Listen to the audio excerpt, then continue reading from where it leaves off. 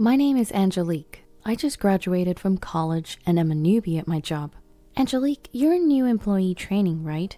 Kinda like orientation? On my day off, my best friend, who I've known since kindergarten all the way through high school, asked me with curiosity. We went to the same college, but were different majors. She continued on to grad school, so she's interested in my working adult life. You won't believe it. We start with a morning run every day. They say it's part of building our stamina.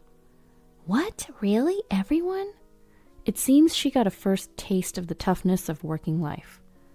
Well, unless there's a particular reason, everyone up to their second year has to participate. Those with 3 years or more are free, but I think about half of the entire company still does it. The other half are doing things like crosswords or brain training exercises. Whoa, interesting. I totally skipped the exercise part though. She chuckled in a peculiar way. Our company motto is also unique. It's something like, always be healthy, work hard, play hard, and live a long, active life. So for the first 30 minutes after starting work, we have time for physical and mental exercises. That is really unique. Not that I, who's not even a working adult yet, should say anything. I can interact with people from all ages and departments. It feels like an extension of a club or group in school. It's fun. I really do love the company I've joined. But don't you seem kind of tired? You're really observant. I was taken aback by my best friend's sharp observation. Yes, overall the atmosphere at the company is okay, but there is one, if not the only colossal obstacle. A supremely arrogant individual stands in my way. You want to quit? Oh, I see, just as I thought. You lack determination. The woman who is my manager is complaining bitterly with a deep sigh on a call with a part-timer who has been absent for a few days. Her loud voice, meant to be heard, seems to be filled with malice, pushing the other person into a corner. The manager, who is whispered as the queen of damaging sighs, has the destructive power to completely demoralize the person on the receiving end of her sighs.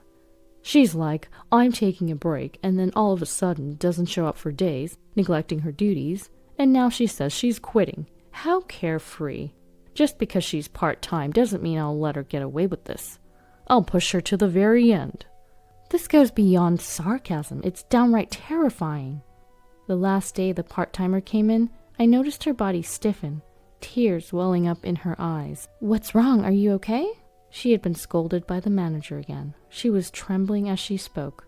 It must have taken a lot of courage for her to make this phone call. Since the manager has no choice but to accept her resignation, it would be better to just let her go without any more sarcastic remarks. I found myself sighing instead. It's been about a month since I joined the company. Considering that the first week was just going round and learning from all the departments in the company, I've encountered similar situations twice in the short span of 3 weeks. It's so inconvenient. She hardly does her work and just drags everyone down. All I'm doing is pointing that out. The manager, secretly referred to as the Empress in the company, always has deep wrinkles between her eyebrows. It takes effort to replace her. It's only natural that she should have the consideration to find a replacement and finish the handover before she quits, right? The tension spreads among the employees present as the manager seeks agreement. Everyone pretended to be focused on their work, nodding without making eye contact with the manager. However, "Oh, you seem to have a problem." Well, as I was recalling the face of the part-timer, I was caught in the scrutinizing gaze of the Empress. "I'll ask you, once you receive your salary, you should take responsibility for your work, right?" Yes. If asked just about the correctness of that statement, there's no other answer but to agree.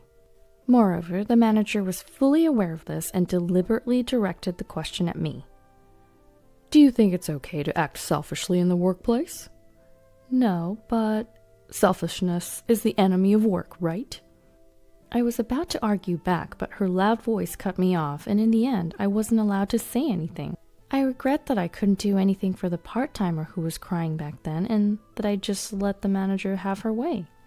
That's bound to stress you out. I'm sorry, I just keep complaining. I was supposed to be bragging about the company, but before I knew it, it was all just one-sided complaints from me. It's okay. You can't keep things like that bottled up, and it's not your fault you can't argue back. If you resist too much, you'll be the next target. A manager who mixes up power and authority is the worst, right? Be careful not to get on her bad side, okay? Thanks. While expressing my gratitude to my best friend, I finally brought up the main topic. About the trip, I think I can cover the costs with my part-time job savings from college and my first paycheck. I'm thinking of taking my grandparents to the resort you told me about before. Do you think they'll be pleased? This was the real issue I wanted to discuss. She is well informed about traveling, having done so extensively with her family. Of course, the inn is one that even my picky grandmother was completely satisfied with. You can't go wrong. My best friend gave her approval with a smile. I'm glad. I really want to make it a good memory since we're doing it. I was planning a trip with my grandparents using the money I had diligently saved up. My grandparents are the ones who raised me in place of my parents who passed away when I was young. I wanted to give something back to the two of them who always put me first and supported me, so I had been saving money from part-time jobs since my college days. Gifting a relaxing stay at a luxury inn with your savings and first salary, your grandparents will definitely be thrilled. Seeing my friend smile, my cheeks also relaxed. However, it was Friday afternoon, the day before the trip. I was called by the manager and went to her desk, and she said, "Classify these by category and analyze them. They're documents to be used at the beginning of next week." She was wearing an unusually bright lipstick and had a smug smile on her face. Huh? I was suddenly faced with a pile of thick documents, and my eyes widened in surprise. You want me to analyze this by the end of the break? There were several binders, each one being super heavy, and they were all out of order. Just sorting and classifying them would likely take a whole day. And to analyze them on top of that. To my confusion, the manager said with a victorious air, "I'm glad you understand my orders. You've been ignoring instructions recently, you see." Unable to hold back at the unreasonable accusations, I decided to stand my ground. I hate to point out, but it's Friday, and there are barely 2 hours left until the end of the day. It's simply impossible to finish these documents by the beginning of next week. I tried to reply as calmly as possible. Ever since our part-time worker left, the Empress seems to have picked me as her next target and has been intensifying her harassment. Excluding me from office memos, issuing wrong instructions, and then blaming me for misunderstanding. On top of that, she piles on an unmanageable amount of work that clashes with my long-awaited vacation. It seemed like my objections didn't bother the manager at all. "You're going to use it at the beginning of the week, right? It's fine if you come in over the weekend to finish it. Oh, and just to let you know, these documents are confidential, so don't take them home." Please wait a second.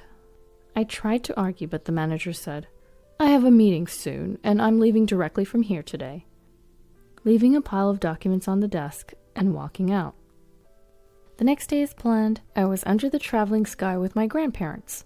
Seeing my stifle yawn after yawn, my grandparents worried. "Are you okay, staying up all night and then going on a trip? Maybe we should have canceled." "I'm fine, don't worry. I was really looking forward to this trip today." Even so, my grandparents were worried about me because I'd worked all night and came home just in time for departure. Even though I had informed them in advance, it seems as though I'd caused them some anxiety. No, this won't do. It's a special trip, so I have to make it enjoyable. I cheered myself up and turned a smile towards my grandparents. "Look at this view, it's amazing. The sea is so beautiful. Don't worry about me. I worked a lot so that I could enjoy delicious food at the inn, soak in the hot spring, and sleep soundly on a fluffy bed." When I acted in such a silly manner, my grandparents finally started to enjoy the view with a relieved expression. But a nightmare was waiting for me in the midst of all this fun. "Did you finish the job I asked for? You didn't quit it, did you?" A familiar voice startled me while I was strolling alone in the inn after checking in. "Manager? Why, out of all places, why here?" As if hearing my inner voice, the manager snorted and laughed. "Ha! I ruined your weekend to teach you a lesson. I thought it was unlikely, but as I thought, you ignored my instructions, didn't you?" The manager's words clung to me like a curse, and I was hit with a severe bout of dizziness. So you deliberately assigned me an unreasonable task to coincide with my vacation? The thought of being given work to ruin my vacation made me seethe with anger. But how did you know about my plans? I knew the manager had sharp ears, but this was astonishing. You were chattering away during break time. Where are you going? When are you going? Oh, I'm so jealous. You were so pleased being praised by everybody. It was hilarious. Eavesdropping. You're the one who was talking loudly. Realizing that my innocuous chats with colleagues were being carefully listened to, I felt a chill. Besides, I'm surprised. This inn is too good for you. Excuse me? As I tilted my head in confusion, the manager did her typical, Huh? You don't get it. It's an eyesore to see commoners wandering around. Look, there's a rundown inn next door that's more your style. I don't understand what you mean. I know you find me an eyesore, but the rest is just insults and harassment, right? Just when my anger was about to boil over, that's when it happened. Is that what this is about? A voice of support came from behind me. Grandpa, and Grandma too. My grandparents, whom I thought were drinking tea in the room, were standing behind me. Judging from their expressions, they must have heard almost all of my conversation with the manager. This is... I hurriedly tried to explain, but my grandfather cut me off and spoke to the manager. Nice to meet you. I'm Angelique's grandfather and have been her guardian for many years. Perhaps it's quicker to tell you that I'm the honorary chairman of the trading company that was discussing a deal with your company the other day. At those words, the manager's face turned pale. What? The honorary chairman of the industry? But your name is different from this employee's. Yes, she goes by her maternal family name. Otherwise, she would be viewed differently as a member of a famous company's founding family, right? I don't want my precious granddaughter to have a tough time at the company where she works. I am terribly sorry. I had no idea. The manager's face turned even paler. Do you think ignorance excuses rudeness? What? Oh, no, In contrast to my grandfather's calm demeanor, the manager was sweating profusely and frozen in place. I'm afraid I'll have to ask you to relay a message to your company's CEO. I'm not interested in doing business with a company that has a manager like you. Well, wait a minute, please. Ignoring the manager's shrieking voice, my grandfather continued. My granddaughter joined a company with a great motto, stay healthy, work hard, play hard, and live a long life. I thought the existence of quirky managers was necessary for the growth of the company. But your personality and behavior are harmful, he concluded. If you disagree with what I say, you can ignore it or spread bad rumors about me. My granddaughter has been recording all of this with her camera. Let's see whose side the world is on. Then he left the scene. As my grandfather said, I had been recording from the beginning of the trip, with a camera hanging around my neck to capture memories with my grandparents. I had forgotten, but the camera was still rolling at that moment. The manager, trembling, tried to cling to my grandfather, but was bluntly told, It's too late now, and collapsed on the spot. Wait a minute, can't you do something to help? After being coldly brushed off by my grandfather, the manager surprisingly turned to me for help. I refuse. You always say there's nothing a newbie like me can do. I gave back my manager the sarcasm she gave me just the other day. I managed to keep my anger in check and even managed to flash a smile. Yeah, I could probably be an actress too, I thought to myself. Then, at the start of the week at work, there was an issue with the manager. The executive who leads the running club was standing tall in our department since the morning. Our company creed is to be a company that practices living healthily, working well, playing well, and living a long life. We welcome hard work, but that doesn't mean forcing people to work, especially not if it compromises their physical and mental health. Executives who dump unreasonable amounts of work on their subordinates are merely showing their lack of managerial skills. The managing director's voice echoed throughout the floor. Excuse me? The manager, seemingly taken aback by being attacked first thing in the morning, was about to ask something calmly while clenching her fist. But the executive said, Here we have the time cards from last Friday to today. There were 5 employees who came to work on Friday and stayed until Saturday morning. 3 people worked on their days off on Saturday and Sunday, and this morning, Angelique came in early. The manager seemed more and more perplexed as she was presented with these records. What does that mean? I explained to the confused manager, prompted by the managing director. If I may, You instructed me to finish organizing and analyzing a massive amount of data by the start of the week, and told me to work during holidays if necessary, but it was impossible for me alone. Just then, the executive happened to pass by, so I was able to consult with the people around me, and with the cooperation across departments, we managed to complete the task as you instructed, spending the amount of time and manpower I just explained. Since the running club members who helped this time were there at the executive's meeting, I took the opportunity to thank them again. I only worked from Friday night to Saturday morning, and early this morning after returning from the trip. I was hardly any help, but thank you so much for helping me. When I bowed, I received kind words in return like, "We help each other out in times of trouble," and "That's what running buddies are for." The manager finally seemed to have grasped the situation, and this time she came at me. "Crossing departments, you say? I didn't authorize such a thing." She seemed intent on blaming me for overstepping her authority. "I approved it." "The managing director?" At the managing director's words, the manager was frozen in shock. The newbie in the running group, who always had a smile on her face, was in deep trouble. When I heard the situation, I found out they'd been burdened with an absurd workload. It would have been fine to leave them be, but since it was work necessary for the company, I took charge and gained everyone's cooperation. I apologized for the post-approval, but first. The managing director stared at the manager. I can't forgive the base motives behind burdening a hard-working employee who's trying to be filial to their grandparents with an impossible task just for harassment. These were the most forceful words I'd ever heard the managing director say. The managing director's face softened a bit. "The other day, my grandchild who visited me cooked up some fried eggs. Haven't recently learned how to make them. They were overly charred and even had eggshells in them, a real mess. But it was the first time my grandchild had cooked something with such dedication. To me, it was the best feast ever."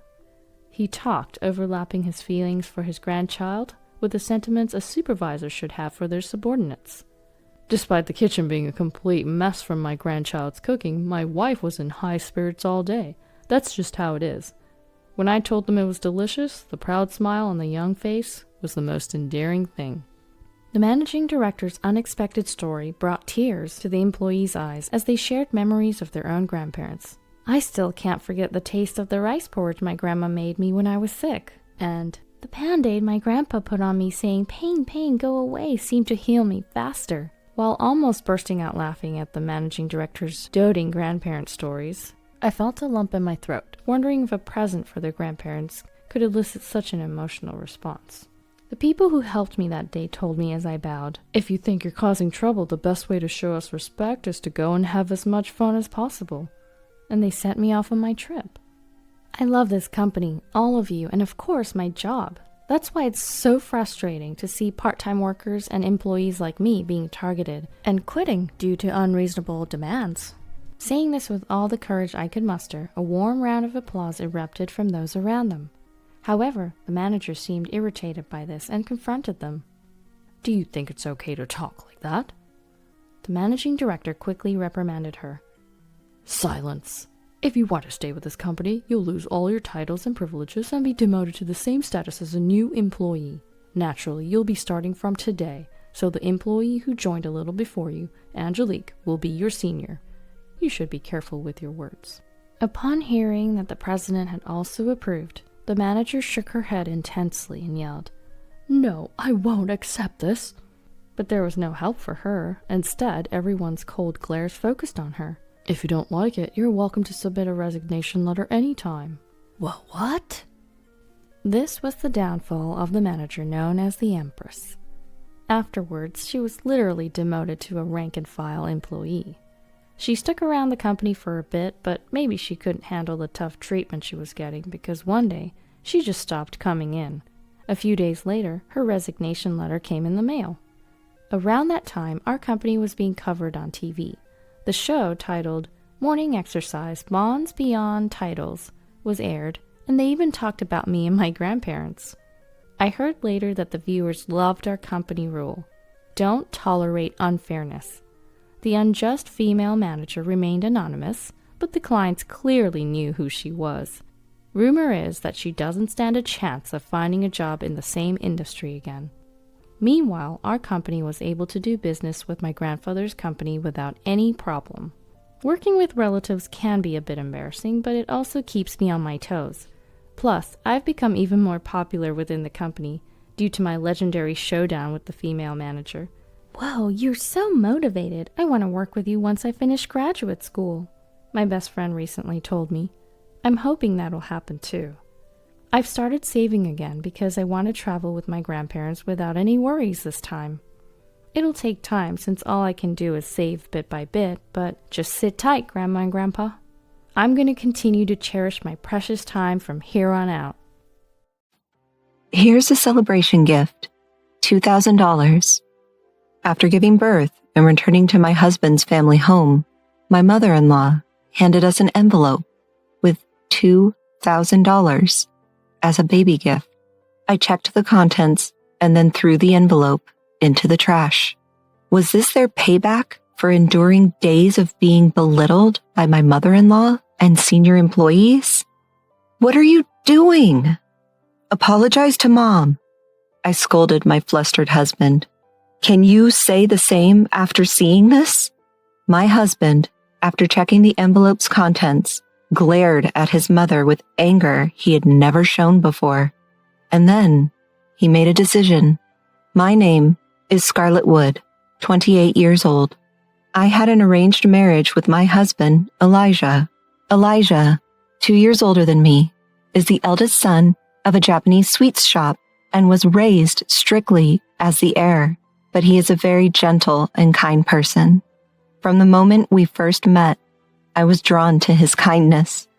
I want people around the world to know the beauty and delicate taste of Japanese sweets. So I work as a Japanese sweets artisan. Will you help make my dream come true? Elijah said this and presented me with a Japanese sweet made in my image instead of an engagement ring. As I was moved to tears, Elijah continued to speak. When we get married, Scarlett, you'll work as the young mistress of our shop. Also, we'll live with my parents in our family home. Is that okay? Living with my in-laws was a condition of the marriage. There's a lot that comes with marrying an heir, but as long as Elijah is with me, everything will be fine. Thinking this way, I accepted his proposal. We became husband and wife. As promised, after the marriage, we started living with my in-laws in the residence that also served as the Japanese sweets shop. Scarlett, you married into this family, so of course you should be prepared. Behave properly as the young mistress. Yes. The day I stepped into my husband's family home, I was already met with harsh words from my mother-in-law. The sweet married life I had dreamt of didn't exist in this world. Scarlett, how many times do I have to tell you? Learn our traditions properly. Please be more aware that you're the young mistress and act accordingly. It's so hard on our headmistress to have someone like you marry into our family. I faced daily criticism from my mother-in-law and senior female employees.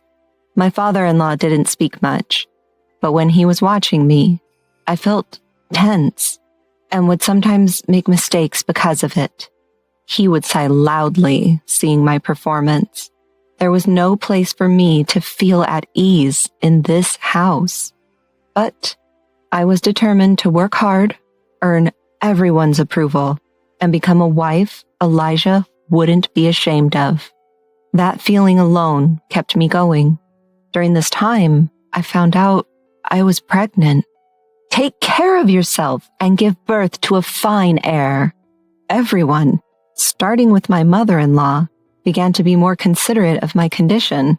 At the 5-month pregnancy checkup, I learned the baby's gender and excitedly shared the news during dinner with my in-laws and Elijah. Our baby is a girl. For a moment, everyone froze. A girl? Oh, a girl. Huh. Wait, no one is offering congratulations. Elijah kept his gaze down, silently continuing to eat without making eye contact with anyone. I was taken aback by everyone's attitude. Does an heir have to be a boy? Unable to understand the Mr. Wood family's mindset, I ate my meal in frustration. The next day, everyone's attitude changed completely. Pregnancy isn't an illness. Stop being spoiled and work hard. As soon as they found out the baby was a girl, the criticism and mistreatment from my mother-in-law and senior employees returned. Why can't a girl inherit the Japanese sweets shop?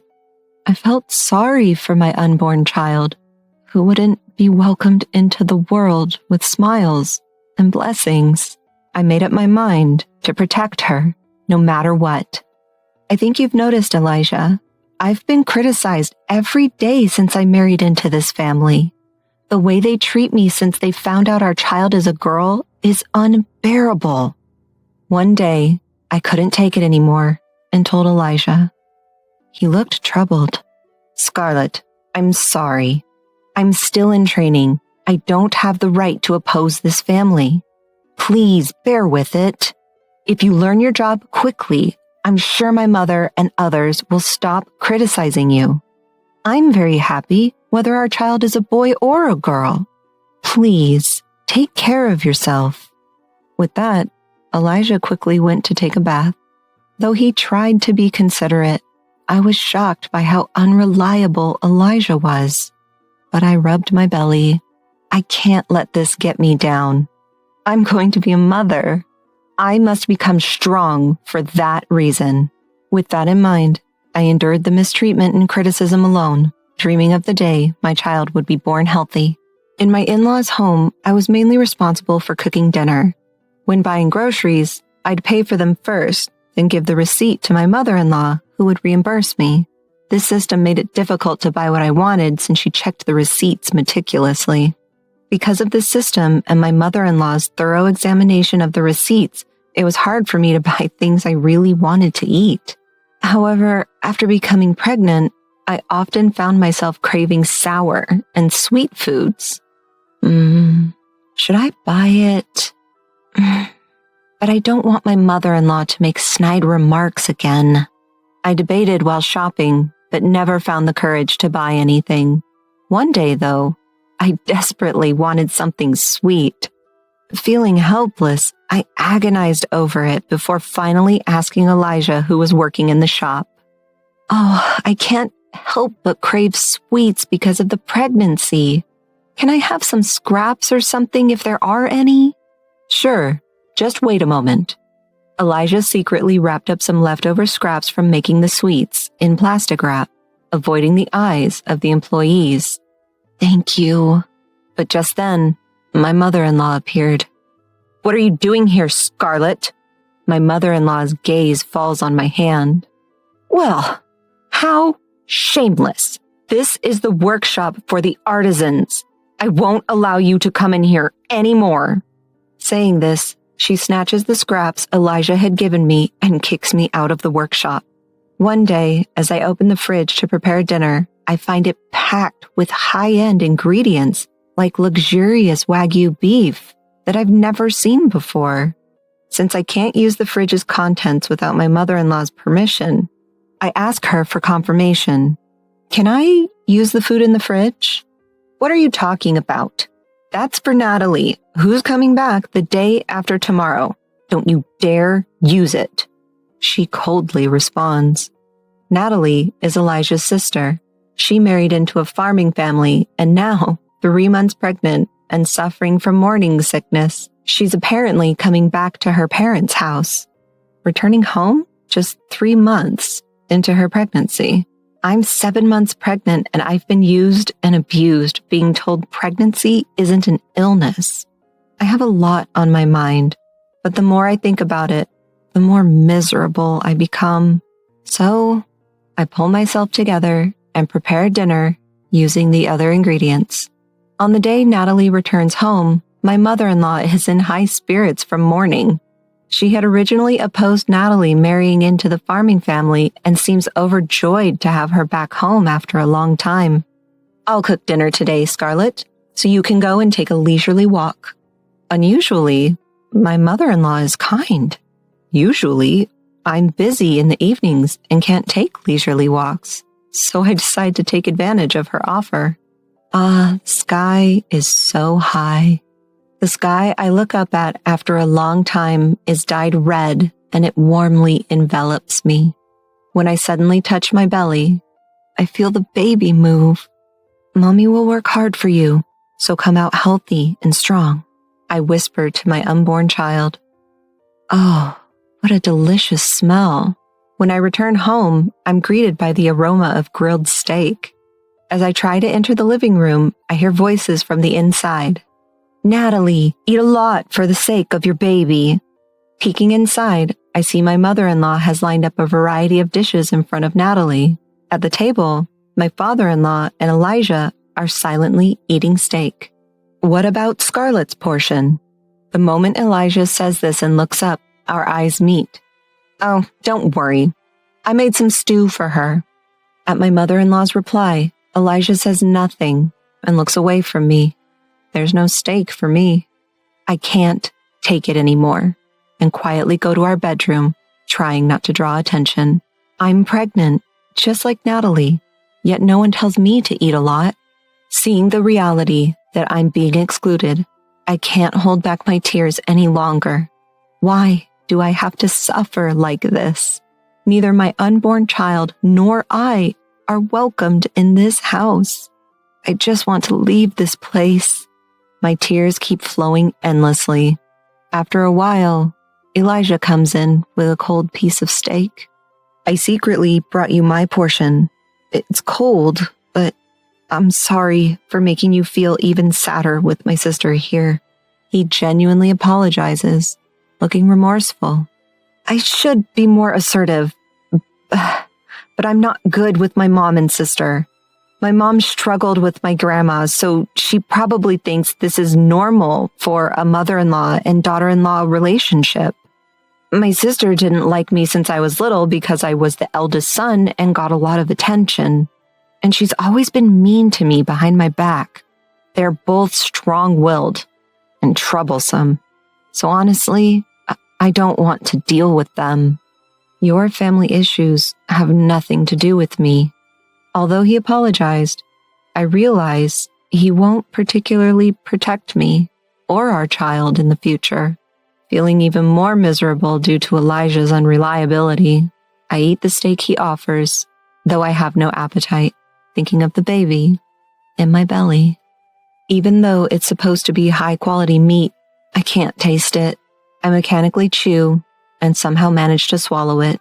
Life after Natalie's return is even harder for pregnant me. Scarlett, please fetch this for me. My mother-in-law doesn't hesitate to make me work despite my big belly. Natalie, you should rest until your morning sickness subsides. Meanwhile, Natalie takes advantage of being pampered by her parents and lounges around the house all day. We're both pregnant, but even though my belly is much bigger, it's frustrating, but for now, I have to quietly endure it. Scarlett, I brought some pudding for you.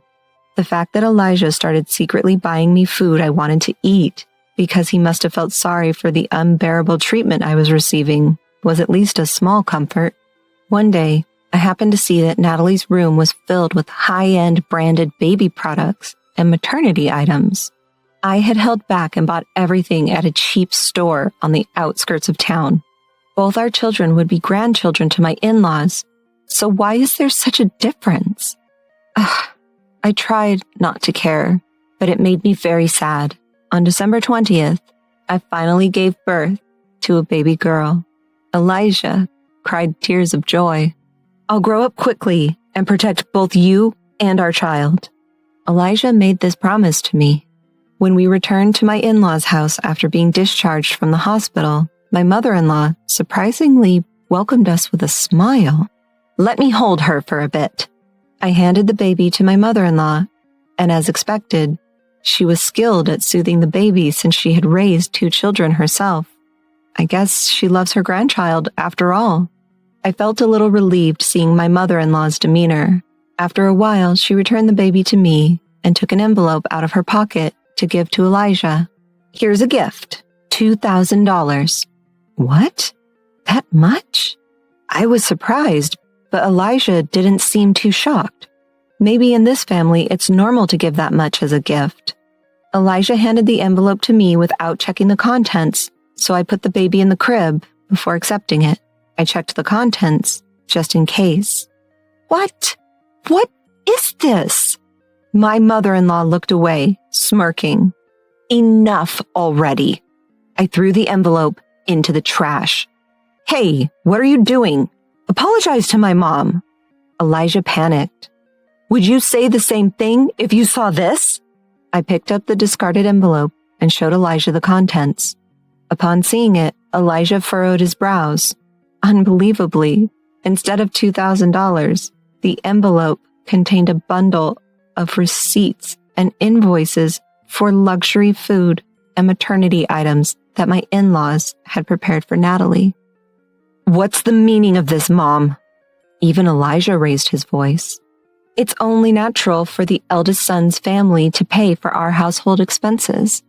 My mother-in-law shamelessly spouted nonsense. Why should we have to pay for the maternity items and baby gear meant for Natalie, who had married into our family? I can't stay silent any longer. I made up my mind to leave this house with my child. At that moment, Elijah's low voice echoed, I'm leaving this house. What? The room went quiet, and everyone, including me, looked at Elijah. Elijah glared at his mother with a rage I'd never seen before. What do you think we are? Your attitude towards Scarlett, how you acted when you found out our child is a girl, and how you always interfere with the store I was put in charge of. I've always been unhappy with it, but as the eldest son of this confectionery shop, I thought I'd endure it until I became a capable person to protect the shop. However, I've reached my limit. Our family is leaving this house. I won't take over the shop. Thank you for everything, Elijah said and deeply bowed to his parents. My in-laws were speechless at the unexpected turn of events and eventually left the room silently. Scarlett, I'm truly sorry for everything. I'll protect you and our child. I decided to leave this house on my own. But will you stay by my side? Elijah's face returned to its usual gentle expression. Yes, thank you for protecting us. Let's overcome any difficulties together as a family of 3. From the next day, Elijah started looking for a new home, and a week later, our new life as a family of 3 began. Our new home was a small 2DK apartment, but it was very happy and a comforting space for me. Make sure you eat a lot and sleep well when you can. And to my surprise, our new home was only a 5-minute walk from my parents' house. Elijah is really a wonderful person. It's rare for someone to admit their weakness and ask for help as an adult. According to my mother, had explained and apologized for everything to my parents the night he decided to leave, asking for their help moving forward. You can always rely on us. We're so happy that you're close by. I cried at my mother's kindness. Elijah occasionally gets messages from his mother asking to show their grandchild, but he seems to only send pictures. After discussing as a couple, we decided that our family and his parents should keep a distance for a while, and we never told them our new address. Thanks to that, we were able to live peaceful days. Scarlett, we're running out of diapers. I'll go buy some. Elijah actively helped with housework and childcare, and we cherished our modest happiness, living humbly every day. I'm thinking of starting my own business. One day, Elijah came to me for advice. Even though the path to inherit his family's business had been closed off, Elijah, who had been fascinated by traditional Japanese sweets since he was a child, had not given up on being involved with them. His dream of sharing the beauty and delicate taste of Japanese sweets with people all over the world, which he had shared with me before we got married, was still alive in his heart. To make that dream come true, Elijah decided to start an online store for Japanese sweets. I was inspired by him. I wanted to help him achieve his dream too. With that thought in mind, I wondered if I could utilize the experience I had gained while briefly involved in making Japanese sweets at my in-laws' house, and I brainstormed in between housework and childcare. Look at the beautiful Japanese sweets Papa made. One day, showed our child the Japanese sweets he had made. Although our 0-year-old child couldn't eat them yet, their eyes sparkled, and they laughed excitedly at the sight of gentle colors unique to Japanese sweets. Seeing that, I had a flash of inspiration. What about Japanese sweets that even babies can eat? In my head, I pictured cute baby smiles and Japanese sweets overlapping. As soon as I told Elijah, he agreed, saying, "That's a great idea," and incorporated my suggestion. We focused on developing Japanese sweets that utilize the natural sweetness of ingredients like sweet potatoes instead of sugar, and the gentle colors of the ingredients themselves without using food coloring, all while making them suitable for babies. And in about 3 months, we created the product we had envisioned. At first, we placed our sweets in a friend's Japanese sweet shop and observed the customers' reactions. The feedback was better than we could have ever imagined, with comments saying they were perfect for first meals and birthday parties. This could work. With that thought, we started selling our sweets online, and they became a huge hit in no time. The media picked up our story, and our company steadily grew. Until the business took off, Elijah and I were fully occupied with childcare and work. However, by the time our daughter turned 2, the company had stabilized and was generating a steady income. As we gained some breathing room, I suddenly thought of Elijah's family, with whom we hadn't spoken for almost 2 years. In fact, after we left, I heard that Natalie developed preeclampsia during her pregnancy and had to be hospitalized. Perhaps it wasn't good for her to eat high-calorie food and expensive meat from her in-laws without exercising much. She had to endure a restricted pregnancy with strict bed rest and dietary restrictions. Well, everyone must have been relieved when a healthy baby boy was born. Unfortunately, the bad news continued as the family's Japanese sweets shop went out of business after Elijah left. What happened to your parents after they closed the shop? When I asked Elijah, he said they were living modestly on their pension. Despite not having many good memories, they were still the people who raised Elijah. 2 years had passed since we left his family's home, and our anger had somewhat subsided. So, after discussing with Elijah, we decided to give each of his parents $2,000 in cash as a birthday present. By the way, the amount of $2,000 came from the $2,000 his mother had mentioned as a childbirth gift. We didn't know if she remembered, but if she did, we hoped she would reflect on it. Later, we received a message from Elijah that the money we sent by registered mail had arrived. His parents were apparently very happy. Although we weren't ready to visit his family's home yet, we believed time would resolve this issue. As long as we live our lives with pride, things should move in a positive direction. Childcare is still a challenge, but with the support of my parents, I can focus on Japanese sweets with Elijah. Mom, is this my candy? Yes, Cherry. The cherry blossom petals are beautiful, aren't they? Tasty? Delicious. I'm so happy. My daughter touches her cheek with a delighted expression. This is a Japanese sweet we developed to be edible even for 1-year-olds, melting in their mouths without needing to be chewed. We made it into a cute Japanese sweet shaped like cherry blossom petals, inspired by our daughter's name, Cherry. I hope this sweet, like our child, brings smiles to everyone's faces. Mom, here!